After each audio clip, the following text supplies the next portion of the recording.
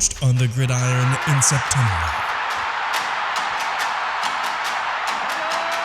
Perfected in the magic of March. Again, rebounded by Indiana.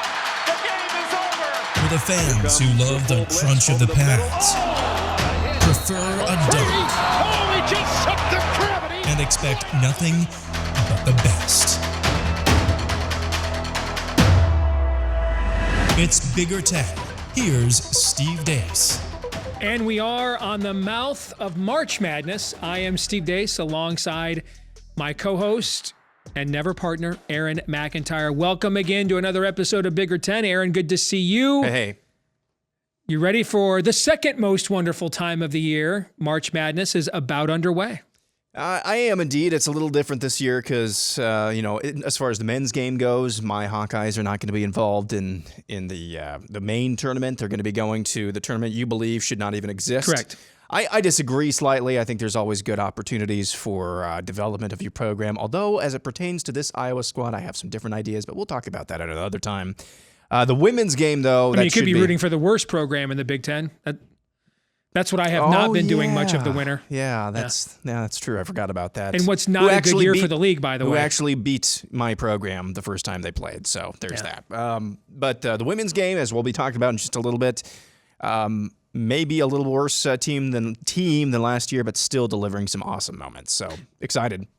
Well, let's get going. Let's do that. Our Big Five on Bigger 10, and let's do something that we've never done before, and I never thought we'd ever actually do, but I did something on Sunday I've never done, and I never thought I would do. I was running errands after church on Sunday, and I am listening to the Big Ten women's basketball championship game between Iowa and Nebraska. I'm not even a Hawkeye fan, and Iowa forces the game into overtime. I stayed in my truck and listened to that entire overtime until it was done, because I had to see how it was going to end. And that's just one anecdotal additional piece of evidence to the force of nature that is Caitlyn Clark. And as a result, the Hawkeyes, there she is, winning the championship trophy. Again, a third straight Big Ten tournament championship for the Iowa basketball program is a second straight trip to the Final Four in the offing. Aaron, Caitlyn Clark had 6 points at halftime, by the way, and then had 29 points in the second half and in overtime, including the game-clinching steal. And the rest, as they say, is Hawkeye history. Man, I've got a few thoughts on this team, and obviously being from Iowa and an Iowa fan, I pay this particular squad more attention than I have any other Iowa basketball squad. And that's not to say that I've never paid attention to women's basketball. Sometimes, even years ago, Megan Gustafson was fun to watch, Ali Distrahoff, but man, Caitlyn Clark, of course, is just not only a cultural phenom, but she is transcendent in this sport. And I remember watching the fourth quarter on Sunday of the championship game, the tournament championship game. Or I said second half, but quarters, thank you.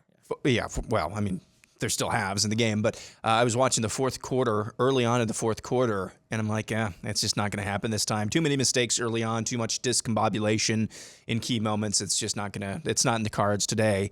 And then Caitlyn Clark happened. And that Leonardo DiCaprio gif that's, he's like, hey, I've seen that. Oh, yeah. I was doing that because I've seen what she did before. This was like watching Patrick Mahomes at the end of a football game. She just willed her team to the win. And I'll say, she was phenomenal. I will say probably the two plays that stood out to me the most, that I enjoyed the most, was Gabby Marshall just completely posterizing on blocks of Nebraska players. And she's not that big of a girl, or not that tall, I should say, and just had two really crucial blocks in overtime that were very enjoyable. So overall, I mean, there's times when Iowa played Ohio State at the end of the season on senior day, when they play like that, it's going to be hard for anybody to beat them. I mean, and when they played like they played against Michigan in the Big Ten tournament, where the passing, I think there was 6 minutes left in the game, and they had upwards of 30 assists as a team. When they play like that, they're hard to beat. I don't think this Iowa team is quite as good as last year as a team, but man, if they can just focus on the next play, the next possession for 4 games here. I think they do have a chance to go back to the Final Four. They should with a player like Caitlyn Clark. Well, speaking of consecutive Big Ten championships, let's go to the men. Not to be outdone, the Purdue Boilermakers have done something in our league that has not happened in 17 years, and Purdue as a program has not done since Gene Cady was coaching. Back-to-back undisputed Big Ten regular season championships, which means over the grind of those 20 games in consecutive seasons, Purdue was the class of the league. And when you look at their overall national resume, the most quad 1 wins, the most quad 1 and 2 wins, tied for the most wins over ranked opponents, tied for the most road wins among high major teams. I said at the start of the year that I thought Purdue could do what Virginia did back in 2019, which is lose as a 1 to a 16 and then come back and win it all. And the way they played against Illinois down the stretch in that game, where you just talk about they just outclassed them. Illinois is a very good basketball team. Purdue just had an extra gear that Illinois did not. And that's the stuff that looks like, knock on wood, for a program that, despite the fact that it has more Big Ten championships than anybody else, has not been to the Final Four since Jimmy Carter was president. March of 1980, with Joe Barely Cares, was the last time that they've been to a Final Four. And yet, despite all that success, the way this team has played on neutral floors, on the road, against high-ranked competition, I think it may have that national championship medal, Aaron, but at the very least, it has been the class of our league for the last 2 years. Indeed, that's, as you said, undisputed in the final standings, and then just the eye test, especially this season, you said, down the stretch. And it's not, I was concerned early in the season, and I just want to reset this. I was concerned about some of the head-scratching losses, Northwestern, Nebraska. But, as with that in the rearview mirror, I think you like that, actually, if you're Matt Painter going into the big dance. You know that you're probably going to be a 1 seed. You don't really have to win the Big Ten tournament. You've proven everything so far. I think this team just wants to get to the big dance. Just get there, no matter how that looks in the process of getting there. And then I think this team is going to be on a mission. They've already gotten some of their lumps out of the way. I think this team is on a mission. So I think that analysis or that comparison to Virginia from a few years ago, I think that could be apropos. If I'm Matt Painter, I'm not going to say this, obviously, but I'd love to lose early in the Big Ten tournament. Spoiler alert for later when we make our Big Ten tournament picks, by the way. Let's stick with Purdue for a second. Zack Edwards joining some exclusive company. We mentioned Purdue has more Big Ten championships than any other program. Well, now he's had his uniform retired by the Boilermakers. And he may do something, Aaron, that has not happened since Ralph Sampson. So we're going back to 1981 and 1982. That was or 1980 and 81, I should say. That's the last time a player won Player of the Year consensus Player of the Year in back-to-back seasons. And it's kind of ironic because Edie's game is an awful lot like watching Ralph Sampson back in the day. So we're talking now about a guy, especially if they do win it all here in the next month or so. You're talking about a guy, is he all-time first team, all Big Ten center? At least he's in the conversation, at least. Oh, I agree with that. It's just the irony of this conversation is as good historically as Zack Edwards has been for the college game, and I think that's undisputed, especially if he wins Player of the Year this year. As good as he's been, historic as he's been, you just mentioned Ralph Sampson. It's entirely possible within 5 years he's playing in Europe because his game is just, I don't think it translates into today's NBA. And that's just incredible to say. 7'4", 300 pounds, something like that. And his game doesn't translate into the NBA. So as good as he has been in the college game, it's just kind of makes me hate the NBA that there's probably not going to be, at least long term. Can he spot up in at 25-footers? Because that's what they ask centers to do nowadays. Exactly. Yeah, I don't think he can. So maybe he's kind of an attraction at the G League level, but I think he's going to be able to make more money in Europe. Maybe. I don't know. How do you see it? I definitely think he'll be a first-round pick. There's too much size there. But you're right. his skill set is not what the current NBA is. I mean, he's a throwback, to the era of Ralph Sampson and Patrick Ewing and Hakeem Olajuwon. It's David Robinson. It's a completely different sport now. So when someone has as much touch around the basket as he does, and has developed the way he has, and become the leader that he has, you give him a shot and find a place for him. But ultimately, there's no way he's playing 35 minutes a night in the NBA for 10 years if he can't hit a 20-foot jump shot. Just not happening. That's just the game as it exists now. All right, let's go to Northwestern, which apparently is going to corner the market on Coach of the Year awards in our league this year in the sports that matter the most. Of course, what happened during the football season, and that ended up, and finding their next head coach with you and I both said it's one of the greatest coaching jobs we've ever seen in the Big Ten at the time. Well, look at what Chris Collins has done now at Northwestern. It's the first time ever, if it works itself out the way it looks like it's going to, that Northwestern's going to go to consecutive NCAA tournaments. He's already the only Northwestern coach to ever win an NCAA tournament game. They've never gone to back-to-back NCAA tournaments ever. They were the last power conference team, by the way, to ever win an NCAA tournament game. And he could very well now also be Big Ten Coach of the Year. And as an aside for me, if I'm the Michigan athletic director, that is the first name I'm calling. Give me a guy that has built a program from scratch, that has been,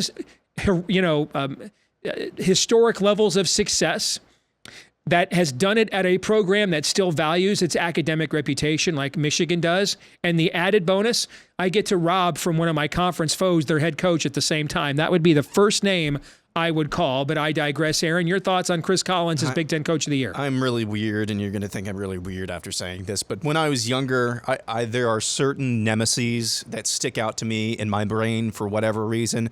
One of them, the Denver Broncos, who beat my Chiefs, and I think spoiled their undefeated divisional year in the AFC West back in 2003, and they did it on the day that my grandma died, so I've always hated the Broncos, even though it's not their fault that my grandma died. Another weird thing is Northwestern, I think during the Steve Alford years, they had a couple of major upsets. At least in my mind, they were major upsets against my Hawkeyes. So they've always had this nemesis status in my mind. And I didn't really realize when I was younger how futile they've actually been in college basketball, at least making it to the tournament. And so now making it to the tournament 2 years in a row. That is indeed quite the accomplishment, despite the fact, even in the back of my mind still, I have them as my nemesis in some form or fashion. So, yeah, hats off to Chris Collins. And, I don't know how attached he is to Northwestern. When you build something at a place like that, how hard is it, though, to let it go and just say, well, I'm going to take a job elsewhere and start rebuilding all over again? I know it gets easier as the find out. Yeah, as the zeros get longer. Right? That gets a little bit easier, but I'm not sure how attached he is to Northwestern. So we'll see. Well, the Big Ten tournament gets underway this week. So, per tradition here on the show, you and I are going to walk through our predictions of how we think the Big Ten basketball tournament's going to go this weekend. You want to go first? You want me to go first? You can go first. Here's yours. All right, so let's start with mine. Wednesday, I'm going to take Rutgers over Maryland. I think that's a complete coin flip game. I'm going to take Penn State over Michigan. This is one of the worst teams in Big Ten basketball history. I mean, when you look at how terrible they are, most of their losses, Michigan's, have been by double digits. It's embarrassing. They've only covered one game. Given where they were, John Beilein on Big Ten Network the other day, I guess it's been maybe a week and a half ago, asked about the state of Michigan basketball. He said, that's got to break the dude's heart. Yeah. That was his last real good coaching job, and to see it just completely squandered like that's embarrassing. It's the most losses in school history, Aaron. Another 23 losses. They only covered the point spread in 2 of them. Yikes. So I think Penn State marches on. On Thursday, I'm going to take Michigan State over Minnesota. Michigan State, their metrics are great, man, but that record does not look good, and they're limping down the stretch. I don't understand that. They're top 40 net, aren't they? I know. And they've got, a record that's, in terms of basketball, that's barely over 500. I know they were 4, 5, 6 games over 500, but that's very weird, very odd. Wisconsin, I'll take over Rutgers. I'm going to take Ohio State, which is kind of had a bit of a renaissance here with the interim coach. People forget this was a top 25 team early in the year. I'm going to take them to beat Iowa as the better defensive club, and then I'm going to take Indiana over Penn State to advance to Friday. I'm going to take Michigan State to give Matt Painter exactly what he wants, an early L. Hey, guys, don't start thinking your excrement doesn't stink. Refocus. We can't let this happen to us 2 years in a row. I think it would be great for Purdue to lose early in the Big Ten tournament. Just one extra lighting of a fire. And Michigan State is desperate, I think, for one more signature win. I'll take Wisconsin over aforementioned Northwestern, Illinois over Ohio State, Indiana over Nebraska, who's not traditionally had a lot of success in this event. Saturday's semifinals, I'm going to take Michigan State and the Hall of Famer Tom Izzo to beat the Badgers of Wisconsin and Illinois over Indiana in a battle of a couple of traditional powers. And then on Sunday, this has kind of become Illinois' event the last few years. They've performed pretty well. I'm going to take the Illini to win it all over the Michigan State Spartans. Didn't they do that last year as well? Yeah. Illinois won the Big Ten tournament last year. And they did it a few years ago. Yeah. Yep. What say you? This is mine. A few alterations. I've got Rutgers and Penn State on Wednesday over Maryland and Michigan, respectively. Thursday, I have Michigan State over Minnesota, Wisconsin over Rutgers. I'm just going Iowa over Ohio State. I just can't imagine 2 years in a row Iowa losing a game to a higher or lower, however you say it, worse-seeded Ohio State 2 years in a row, although I think your analysis is probably right. Indiana, if they do lose. I mean, Iowa, can I air some grievances here? By all means. This team is so frustrating to me. I expected the bubble this year, and that's exactly what I got.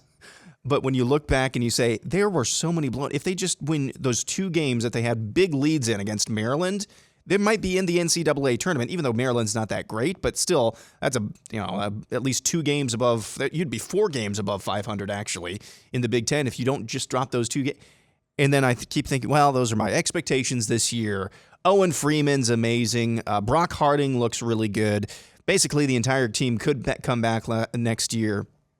I just think back, all of his best teams have just flamed out in the big dance, like immediately within the first weekend. I love Fran McCaffrey.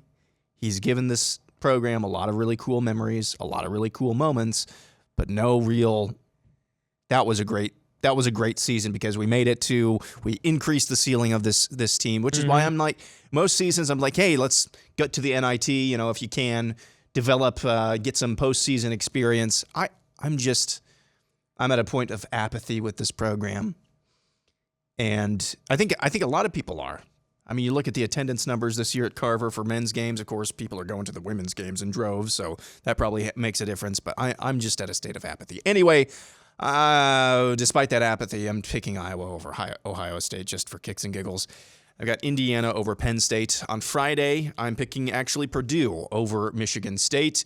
I've got Wisconsin over Northwestern.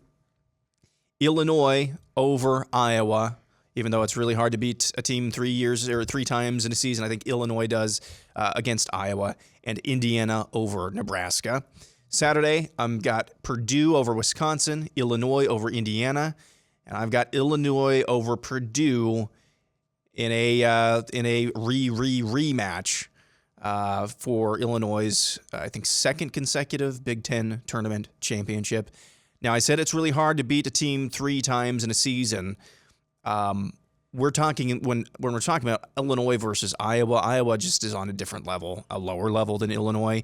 Illinois and Purdue are in the same tier, and so I think that rings more true, or even more true, with this matchup. If it actually happens, it's really difficult to beat a team 3 times in a row. So I've got Illinois over Purdue in the championship game. So interestingly enough, we both picked the Illini to win it all. Yep. Okay. That's why they play the games. We'll come back. Let's play Would You Rather when we do.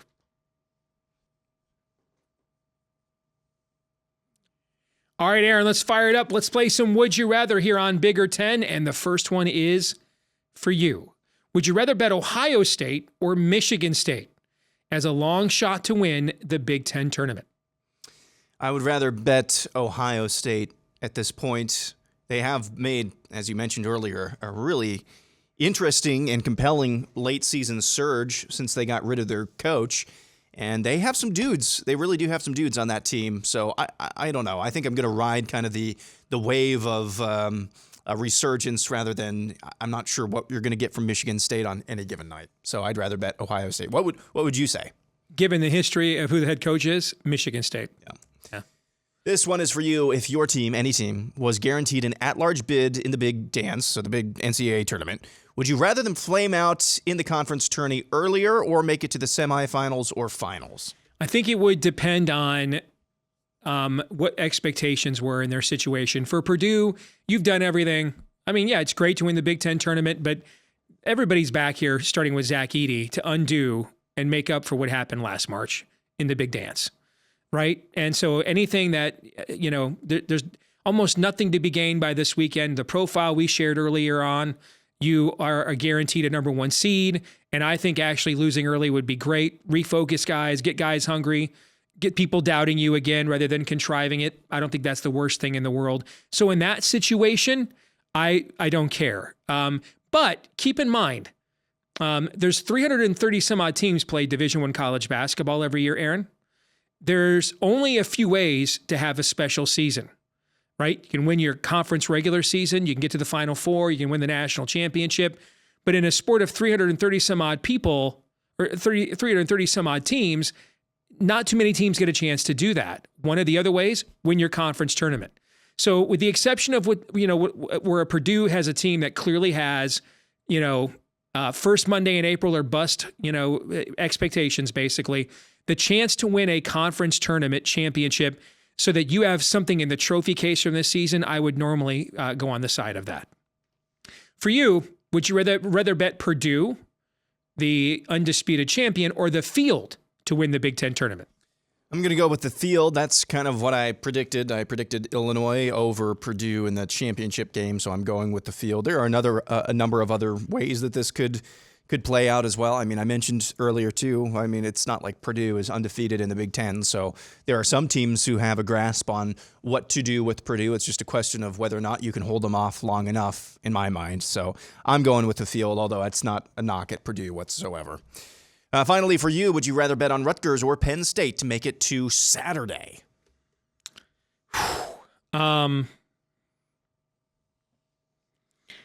Wow. I think I'll go, Penn State's top scorer's out. I'll go with Rutgers, again, because of who the head coach is there, Steve Peichel, who I think is another guy Michigan ought to look at, by the way. But based on the head coach, I'll go with Rutgers, but I don't like either one of those teams or their draws. Yeah. All right, that'll do it for Would You Rather. When we come back, it'll be time for feedback of the week and Twitter poll results next. This week's Twitter poll results, we asked you, who are you taking in the Big Ten tournament, Purdue or the field? 59% of you said you are, or 58% of you said you're taking the field. 42% of you said you are taking Purdue, which brings us to our feedback of the week. Terps guy, obviously bitter about how his team did this winter, and I don't blame him at all. A Big Ten team won't make it to the second weekend. There isn't a team that's good. Well, I don't know how many teams are good in our league. I don't think the league's very good, which makes Juwan Howard's performance even more inexcusable, or in the case of your program, buddy, Maryland's. But I do think you look at Purdue's resume is no joke. Most quad 1 wins, most quad 1 and 2 wins, tied for the most wins over ranked teams, tied for the most road wins over high major teams. Aaron, in any year, that resume is legit. Yeah. So I don't know how good the rest of the league is, but Purdue has a national championship resume. Yeah, this guy's going too far, but not that. He's not like way out in left field. It could be true that the 6 teams are we talking about now that get into the Big Ten? Maybe only one. It might only be Purdue that makes it to the second weekend. So yeah, you're going too far, but not like you're not out in outer space. I mean, what was the year? Was that the COVID year that we had the all-time record for most teams with top 4 seeds, right? Yeah. And I think Michigan was the only team that got out of the first weekend, or one of only 2 of those teams, maybe. Yeah. Yeah.